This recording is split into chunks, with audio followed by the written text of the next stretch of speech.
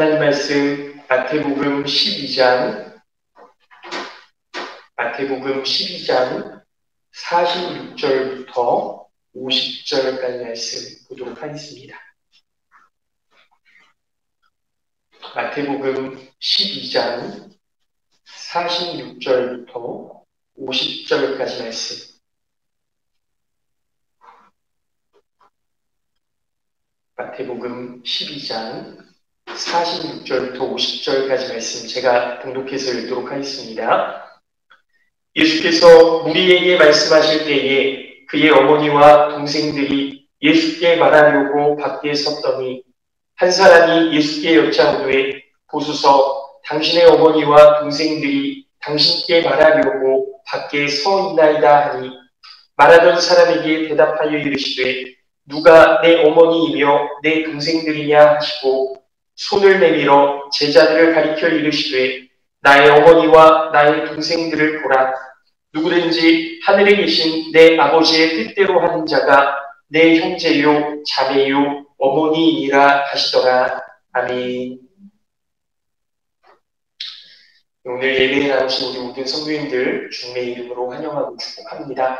하나님의 은혜와 사랑이 늘 함께 하시길 예수님의 이름으로 기도하겠습니다. 오늘 말씀을 보면서 기독교가 부모님과 가족들을 좀 천하게 여긴다, 귀하게 여기지 않는다, 이렇게 말씀하시던 분들이 계셨어요. 그런데 사실은 이 겉에 있는 내용만 보고 그렇게 말씀하시는 거죠. 사실 속에 안에 있는 그 의미를 되새겨보면 예수님께서 그 가족들을 얼마나 귀하게 여기셨는지, 그리고 내 피로 연결된 사람들뿐만이 아니라 나와 관계 맺고 있는 모든 사람들, 나와 관계 맺지 않는 모든 사람들까지도 예수님께서 얼마나 귀하게 여기셨는지, 사람이 얼마나 중요한 존재인지에 대해서 말씀하시는 내용임을 알게 되는 거죠. 여러분, 오늘 말씀을 준비하면서 이런 이야기를 보게 되었습니다. 이 땅의 교회들을 두 가지로 나눌 수 있는데, 콩자루 교회가 있고 매주 교회가 있다고 하는 말씀을 보게 됐어요. 이런 이야기를 보게 되었습니다. 콩자루 교회는 어떤 교회냐면요, 하나의 자루 안에 콩들을 담아 놓은 것처럼 한 교회 안에 성도들이 각각의 그냥 한 콩알로 존재하는 겁니다. 이게 섞여져 있지만 사실은 다 각자 따로 떨어져 있는 거잖아요. 모래알처럼 그냥 다 각자 존재하는 것 아닙니까? 이런 콩자루 교회에서는 익명성이 보장된다고 해요. 영화를 보기 위해 사람들이 극장에 모이는 것처럼 교회에 모여서 각자 예배를 드리고 아무 관계성 없이 그냥 흩어지면 흩어지는 대로, 자루에서 쏟아지면 쏟아지는 대로 그냥 각각의 콩알로 존재한다라고 하는 거죠. 그러다 보니까 콩자루 교회에서는 성숙과 성장을 경험하기가 힘듭니다. 여러분 생각해 보세요. 콩알이요, 그냥 콩알 하나 그대로 있는 거거든요. 아무런 성장도 할 수 없고요. 이 콩알을 심으면 사실 다른 그런 싹을 내고 그런 또 다른 열매를 맺겠지만 그냥 콩알 하나인 거예요. 변화할 수 없어요. 커질 수 없어요. 다른 무언가로 변화되지 않아요. 그냥 콩알이에요. 때로는 설교에 감동하기도 하고 찬양을 하면서 눈물을 흘릴 때도 있지만 영적인 어떤 성숙의 자리로 나아가기보다는 순간적인 위로에 만족하고 같은 자리에 머무르는 그런 신앙생활을 유지하는 교회가 바로 이런 콩자루 교회라는 겁니다. 반면에 매주교회라고 있어요. 매주교회. 여러분, 매주가 뭔지 아시잖아요. 콩을, 좋은 콩들을 골라내서 삶아서 으깨서 매주라는 새로운 형질과 형태로 변화시키는 겁니다. 더 이상 콩이 아니고요, 매주라는 하나의 개체가 되는 거죠. 성경에 나오는 모범이 되는 교회가 바로 이런 매주 교회라는 거예요. 콩알로 각자 떨어져 있는 것이 아니라 콩알이 삶아지고 으깨어져서 하나의 새로운 형태를 만들어낸 이 공동체가 바로 매주교회라는 거죠. 여러분, 초대교회를 한번 생각해 보십시오. 초대교회 성도들은요, 서로 다른 직업, 또 서로 다른 신분, 서로 다른 환경과 상황에도 기꺼이 하나가 되기를 원하지 않았습니까? 익명성 뒤에 숨지 않고 나를 드러내면서 동시에 서로를 품는 일, 여러분 이게 쉽지 않거든요. 내가 나로 있지만 나를 죽이고 나를 십자가에 못 박고 서로를 위해서 헌신하고 희생하고 사랑하고 품어주는 이런 모습들 얼마나 어려운 일입니까? 그러나 진짜 교회를 이루는 이 일이 그리스도 안에서 새로운 피조물이 되어서 성장해가는 그 여정이라는 거죠. 초대교회 성도들은 두세 명에서 많게는 수십 명이 때로는 광야에서 때로는 각 가정에 모여서 예수님께서 다시 오실 날을 기다리며 함께 살아가는 그런 공동체를 이루었습니다. 왜 광야로 나가냐 하면요. 들킬까봐, 핍박당할까봐, 사람들의 눈을 피해서 광야로 나가기, 또 각 가정에 모여서 숨어서 조용히 하지만 그럼에도 불구하고 간절한 마음으로 하나님 앞에 예배드리는 그런 공동체였다는 거죠. 여러분, 사도행전에 나오는 초대교회는 각자의 재산을 팔아서 서로 필요한 대로 나누고 함께 먹고 함께 공유하는 삶을 영위했고, 갈라디아서에 보면요, 바울 사도가 성도들이 할 수만 있다면 눈이라도 빼어주었을 것이라, 그렇게 그들의 모습을 갈라디아 지방에 있는 교회들을 칭찬하는 내용이 나옵니다. 또 로마서에서 브리스가와 아굴라라는 그런 사람들이 있었는데 자신들의 목숨까지도 내놓았던 사람들임을 말씀하면서 이들의 헌신에 대해 이방의 모든 교회들이 감사하다라고 바울 사도가 적어놓고 있어요. 이처럼 예수 그리스도의 몸된 교회의 성격을 서로 의탁하고 서로를 품는 그런 교회였다는 거죠. 내 것을 꼭 쥐고 있는 것이 아니라 내 것을 나누어 주면서, 물론 아깝겠죠. 물질에 대한 그런 욕구가 있었겠죠. 하지만 예수님께서 나를 사랑해 주셨고 예수님께서 나를 위해 목숨을 내어 주셨던 것처럼 나도 그렇게 살아야지, 나도 사랑해야지, 나도 섬겨야지, 이런 마음을 갖고 하나가 되기를 원했다라는 거죠. 사람을 변화시키는 힘은 이러한 희생과 헌신, 사랑에 있음을 믿으시기 바랍니다. 우리 은혜교회도 이러한 사랑의 능력을 경험할 수 있게 되기를 예수님의 이름으로 축복합니다. 우리는 진실한 사랑 안에서 예수 그리스도의 형상으로 성장해야 되고 성숙해야 될 줄로 믿습니다. 여러분, 우리 은혜교회가 매주교회가 되었으면 좋겠어요. 요한복음 10장 10절 말씀을 보면요, 너무나 유명한 말씀인데요. 도둑이 오는 것은 도둑질하고 죽이고 멸망시키려는 것뿐이요, 내가 온 것은 양으로 생명을 얻게 하고 더 풍성히 얻게 하려는 것이라 그랬습니다. 여러분, 도둑이 오는 건 뭐예요? 도둑은요, 훔치려고 오는 거예요. 그런데요, 훔치려다 보니까 사람의 생명을 죽이기도 하고 빼앗으면서 멸망시키는 그런 모습들 아니겠습니까? 내가 뭔가를 갖기 위해서 남의 것을 빼앗는 그런 모습 아니겠습니까? 그런데 예수님이 온 것은요, 그런 의미가 아니고 양으로 생명을 얻게 하려, 그리고 그 생명을 더욱 풍성히 하시려고 예수님께서 오셨다는 거죠.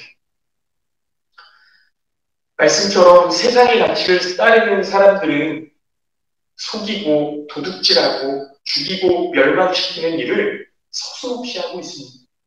여러분, 어제 뉴스를 보니까요, 홍성의 홍성역 앞에 어떤 그 주차장에서 어떤 그 도둑이 차 20여 대에 그 유리창을 다 깨놓습니다.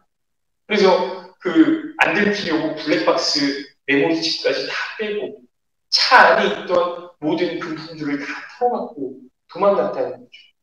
여러분, 내가 뭔가를 얻기 위해서는 세상의 사람들이 다 그렇지 않습니까?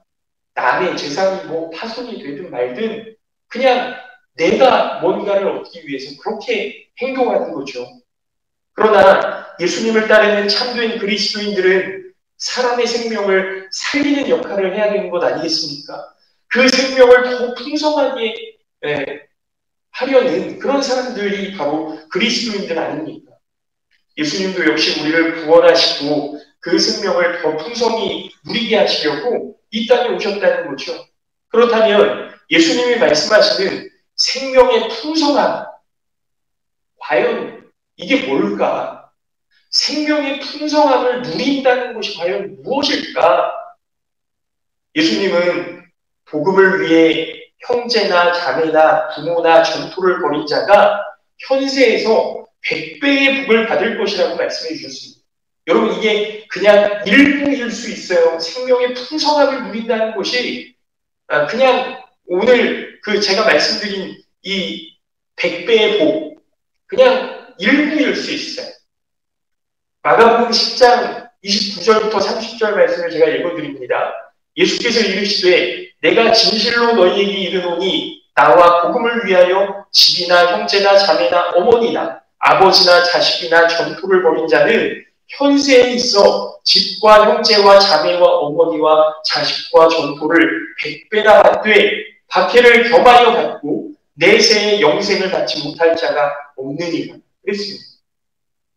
여러분, 예수님께서 말씀하신 생명의 풍성함, 오늘 본문 말씀에 빗대어서 작게 이렇게 말씀을 드리는 거예요. 100배로 주어지는 부모와 자식, 이게 무엇일까? 바로 교회라는 거죠. 우리의 이웃이고 믿음의 형제 자매들이라는 겁니다. 우리 공동체 안에서 그 생명의 풍성함을 더 얻을 수 있다라는 말씀입니다. 복음을 따르는 모든 사람들에게 예수님은 교회라는 믿음의 공동체를 약속해 주셨습니다. 집이나 형제나 자매와 부모를 버렸을지라도 이 땅에서 교회를 통해 새로운 영적인 가족들, 또 새로운 영적인 유업들, 이러한 것들을 받게 된다는 거예요. 오늘 예수님께서 가르쳐 주시는 말씀을 마음에 새기고 잘 묵상해 보시기 바랍니다. 누구든지 내 아버지의 뜻대로 하는 자, 여러분 누가 내 어머니이며 내 동생들이냐? 누구든지 하늘에 계신 내 아버지의 뜻대로 하는 자가 내 형제요, 자매요, 어머니입니다. 사랑하는 성도 여러분, 그리스도인의 삶의 풍성함이 어디에 있을까? 여러분, 예수님께서 우리의 삶을 어떻게 풍성하게 해주실까? 물론 자녀들이 형통하게 되는 복도 주실 거예요. 건강의 복도 주실 겁니다.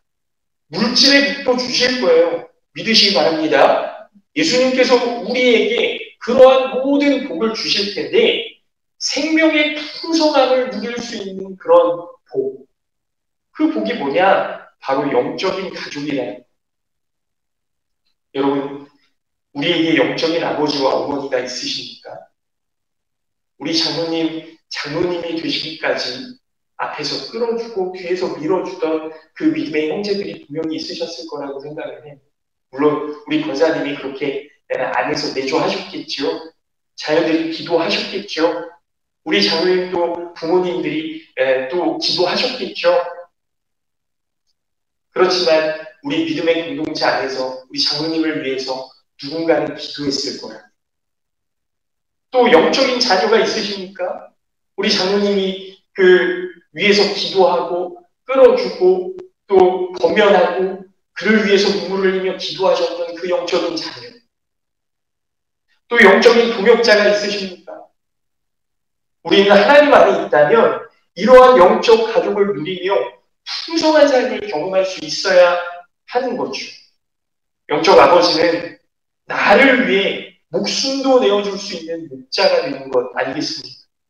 영적인 자녀는 내가 죽어줄 수 있는, 내 생명도, 내 눈도 뽑아줄 수 있는 그런 복음 안에서의 자녀라는 거죠. 동역자, 육신의 아내처럼 신앙의 여정을 함께 갈 그런 사람 아니겠습니까? 그리스도인의 풍성함은 이 땅에서의 소유에 있지 않습니다. 물질도 좋고 건강도 좋고 뭐 형통도 좋고 다 좋지만요. 영적인 가족, 공동체 안에서 경험하는 희생과 헌신, 사랑과 나눔 이런 것들을 경험하는 것이 우리의 삶을 더욱더 풍성하게 할 줄로 믿습니다. 어떻게 일곱 귀신 들리지 않는 하나님의 성전이 될 수 있을까?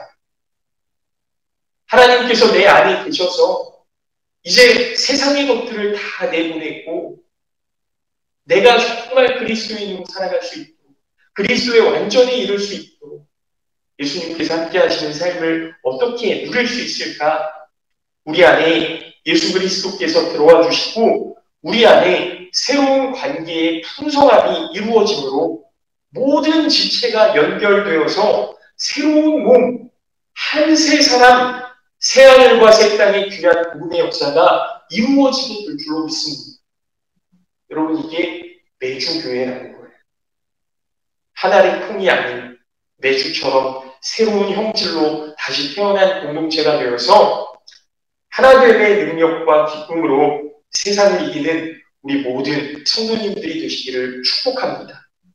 왕위를 다투지 않았던 다윗과 요나단처럼 고부간의 그 사이였지만 서로를 책임지려고 했던 그 룻과 나오미처럼 영적 유업과 사명을 넘겨주었던 모세와 여호수아처럼 사랑으로 하나 되는 우리 은혜교회가 될 수 있기를 바라고 우리 모든 성도들이 또 하나 되고 서로를 위해 중보하고 또 희생하고 사랑하고 보듬어주고 품어줌으로 인하여서 하나님께서 기뻐하시는 우리 은혜교회 모든 것이 은혜입니다 고백할 수 있는 우리 은혜의 공동체가 될 수 있기를 예수님의 이름으로 축원합니다. 잠깐 기도하겠습니다.